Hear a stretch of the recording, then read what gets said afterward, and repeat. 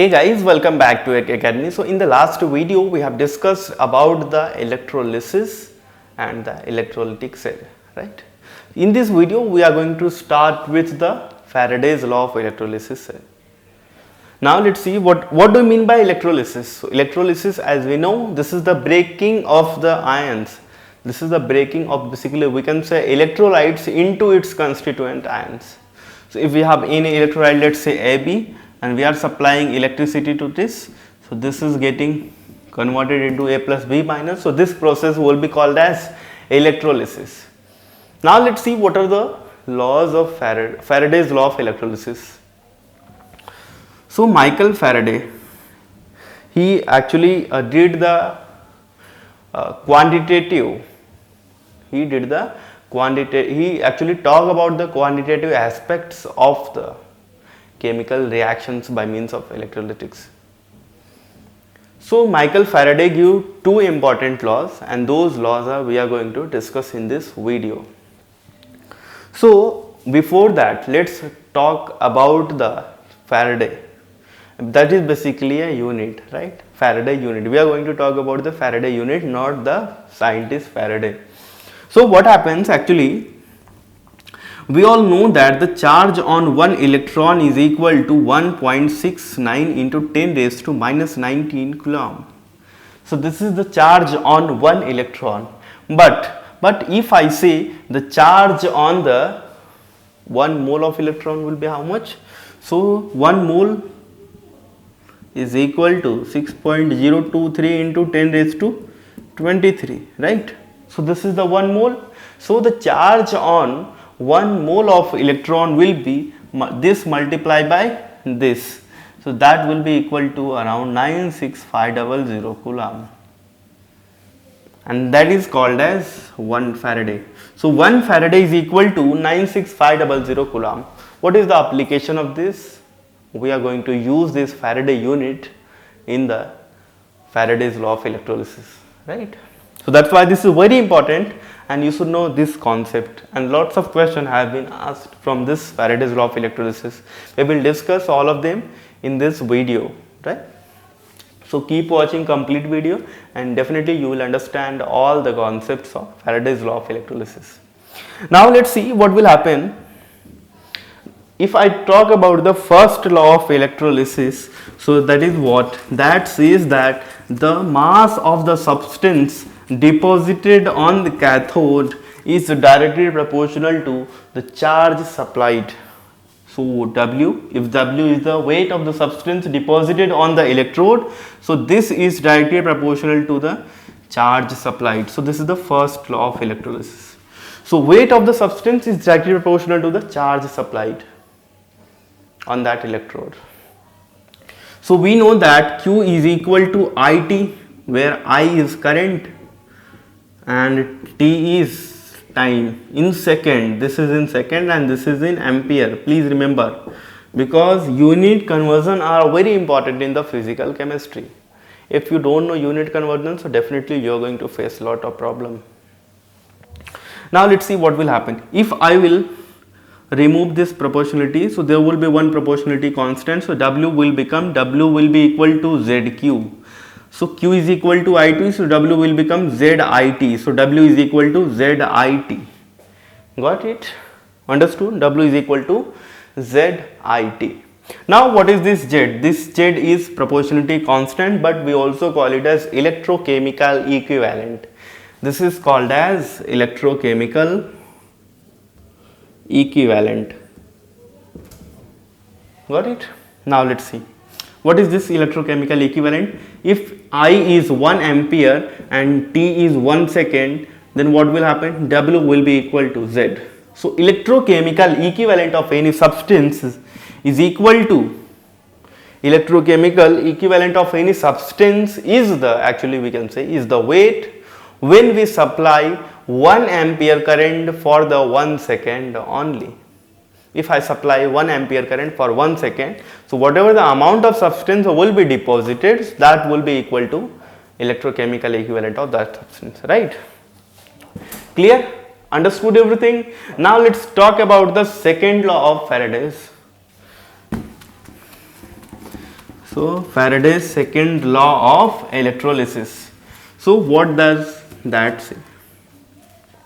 That says that if we are supplying, when same amount of charge is supplied to the different electrolytes, if we have different electrolytes and we are supplying the same quantity of the charge to them, then in that case whatever the substance will be deposited on the electrode will be directly proportional to the equivalent weight of that substance.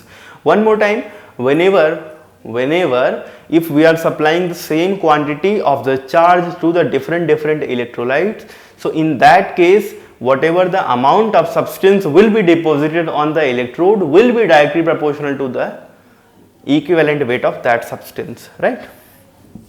Let's say if we have these two half cells, and in this case here we have one electrode and here another one, and these two are connected, and here we have another electrode, right? And we have connected them through the battery. And let's say this is the copper electrode, and here the solution is copper sulfate, and here we have silver electrode. So and in this case solution is silver nitrate, right? So in this case what will happen, the weight of copper, or we can say mass of copper deposited, will be directly proportional to the equivalent weight of copper. Means MCU is directly proportional to ECU, and here MAG will directly proportional to EAG. This is equation 1, this is equation 2. If I divide both of them, so this will become MCU divided by MAG is equal to ECU divided by EAG. So this is what the equation we will give. So if EU will come this side, so this will become MCU divided by ECU is directly proportional to MAG divided by EAG, right? Where MAG is what? MAG is the mass of silver deposited, and EAG is equivalent weight of silver, right? And this is the same. So what we can conclude over here, so M divided by E will be equal to constant. M divided by E will be equal to constant, right? M divided by E will be equal to constant. So this is what we will get. So we can say M1 divided by E1 will be equal to M2 divided by E2. Whatever the thing you want to take, either you can take either W1 E1 in some textbooks. So this will be W1 E1 and W2 E2. So this is what we have, right? Understood? Now let's say in case if I have copper and the silver, right? Here we have copper and silver, both of them, right? So in case if the simultaneous deposition will take place, so what will happen? Simultaneous deposition means what will happen? In case of simultaneous deposition, the SRP should be same, or we can say when the E cell will be equal to E cell of this silver will be equal to E cell of this copper, so in that case simultaneous deposition may take place, right? So if we have two substances and their SRPs are same, so in that case what will happen? This is just an example. In that case, if we are supplying the electricity, right, this thing we will discuss in the electrochemical series video. So definitely you will understand what happens actually. If E naught of cell is negative, that is much more negative, so that reaction will not actually be favorable. If that is positive, so in that case the reduction may occur. But if both are same, so there is chances of simultaneous deposition of the substance on the electrode, right? So this is all what we have in the Faraday's law of electrolysis.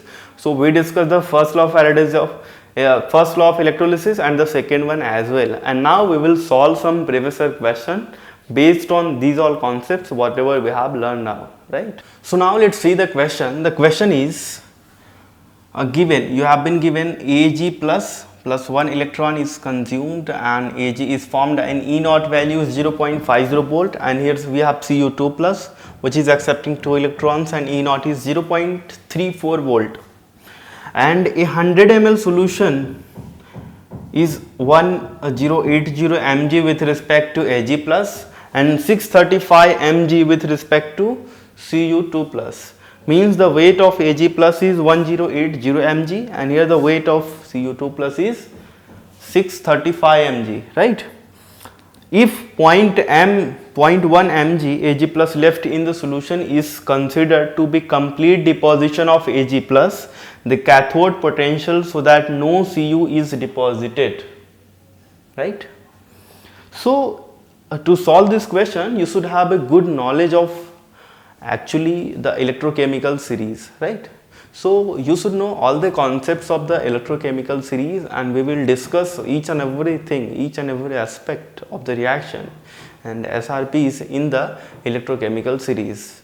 So this question is actually from the electrochemical series as well as from the Faraday's law of electrolysis. So now let's see how you can solve this question. So here what we have, here we have Cu2 plus. So Cu2 plus is accepting 2 electron and that is giving you Cu and E naught is equal to 0.34 volt. If I write equation, so this E cell, ECU, more precisely we will call it as ECU will be equal to what we know, E naught cell, right? So in this case E naught cell is what? That is 0.34 volt. So this is 0.34 minus what we have, 0.0591 divided by number of electron is 2. So 0.0591 divided by 2, here log 1 upon the concentration of this Cu2 plus, right? So now how we can find out this Cu2 plus? So this Cu2 plus will become weight is what? Here we have 635 mg. So 635 into 10 raised to minus 3 gram divided by 63.5, which is molecular weight of copper, and multiply by, here you have solution of 100 ml. So this will be equal to 0.1 liter or 0.1 dm cube, whatever you prefer. So here we will have 0.1. And after solving this, what we will get? After removing it, I will get it as minus 2 and this 635 will get cancelled and this 0.1 will come this side. So this will become 10 raised to this is 10 raised to minus 1. This will come above. So this will become 10 raised to minus 1 only, right? Got it? So here ECU will be equal to 0.34 minus 0.0591 divided by 2 log of, here Cu2 plus is how much? This is 10 raised to minus 1. So this will become definitely 10 because 1 upon Cu2 plus you have. Please see this question very carefully. This is very important and this is very logical question, right? So here we will have log 10, so which is equal to 1. So here we will have this one. So ECU will be equal to 0.34 minus, if I divide it by this, so this will become basically 0.03. So we can say ECU is approx equal to here if I will remove this one 34, so this will become here we will have 3, so 0.31. So this will become 0.31 volt. Now what is the meaning of this 0.31 volt? Please understand. This 0.31 volt says that when the voltage will increase to 0.31 volt, then only copper will start depositing on the electrode. Otherwise, before that, there will be no deposition of the copper on the electrode. And what we have to find out? We have to find out the potential at which the copper is not started depositing, but Ag plus is completely deposited. So the first one we have find out. Now let's see for the second one. So now let's say for the second one. So in the second one, what we have? Here we have been given 0.1 mg left in the solution is considered to be complete deposition of Ag plus. So in this case, we will find out the E cell at which the Ag plus will be deposited completely. Means the concentration of Ag is, the remaining concentration of Ag is 0.1 mg over here, right? So now let's see how you can do this. So here what we have, here we have Ag plus is accepting one electron and that is giving you Ag, right? So here the concentration of Ag plus will become weight is what, 0.1 mg, so 0.1 into 10 raised to minus 3 weight divided by molecular weight of silver is 108 and the volume of solution is 0.1, so this will become this much molar, right? Now let's see what we can do is, so here we will have E cell EAg basically, which is what, E naught of Ag, E naught of Ag is given 0.50. So this is 0.50 minus only one electron is over here, so this will become 0.0591 divided by 1 and here we will have log 1 upon Ag plus and we have the value of Ag plus over here. So now let's put this value over here. So this will become EAg will be equal to 0.50 minus 0.0591 log of, here what will happen, 108 into 0.1 divided by 0.1 into 10 raised to minus 3. So this 0.1 and 0.1 will get cancelled and minus 3 will come this side. So this will become 108 into 10 raised to 3, right? So this is what, 108 into 10 raised to 3. If let's say for the approximation purpose, if I consider it as 100 only, let's see, we consider it as 100 only because that would be much easier for the calculation. So this is 100 and 10 raised to 3, so that will become 10 raised to 5. So 10 raised to 5 means this 5 will come this side and here what will happen, so this will become 0.50 minus 5 into 0.06. For the approximation purpose, I have considered this as 0.06. So log 10 will become 1, right? So that is what, here it will become 10 raised to 2 multiplied by 10 raised to 3, which is 10 raised to 5. Got it? So if I will multiply this one, so this will become 0.50 minus, so this is 0.3. So here the answer will be around 0.2. So at the 0.2 volt the silver is deposited, right? At the 0.2 volt the silver is deposited, but if E naught cell is not equal to 0.31 volt, then copper will not start getting deposited. So in this case the answer would be the potential at which the copper has not started depositing, right? But the silver is deposited already. So we have to see one potential, one E cell value over here, electrode potential value, which will be equal to this one, so that the copper has not started depositing on the electrode. Now let's see. So here we have this one 0.16 and 0.84 and 0.31, right, and minus 0.16 volt. So in this case what you can see here, we have this 0.31 volt. So this 0.31 volt says that this is the electrode potential at which the silver is deposited completely, but the copper has not started depositing on the electrode right now. Got it? I hope you understood all the concepts over here very well, right? And in the next video we will start with some different topic. So if you are watching this video on YouTube, so please subscribe to our channel and don't forget to press the bell icon. Thank you so much for watching this video.